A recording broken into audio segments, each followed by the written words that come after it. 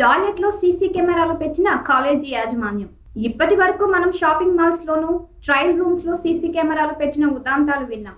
గతంలో కేంద్ర మంత్రి స్మృతి ఇరానీకి స్వయంగా ఇలాంటి అనుభవమే ఎదురైన విషయం గుర్తుండే ఉంటుంది. పబ్లిక్ టాయిలెట్లలోనూ ఆకతాయిలు, అల్లరి మూకలు సీసీ కెమెరాలు పెట్టిన సంఘటనలు కూడా వెలుగులోకి వస్తున్నాయి. తమిళనాడులో కోయంబత్తూరులో కళాశాల యాజమాన్యమే టాయిలెట్లో సీసీ కెమెరా ఏర్పాటు చేసి తన నిర్వాకాన్ని చాటుకుంది. పైగా విద్యార్థుల ఆకతాయితనాన్ని నివారించలేక ఈ పనికి పూనుకున్నట్లు ఆ కళాశాల యాజమాన్యం సమర్థించుకుంటోంది.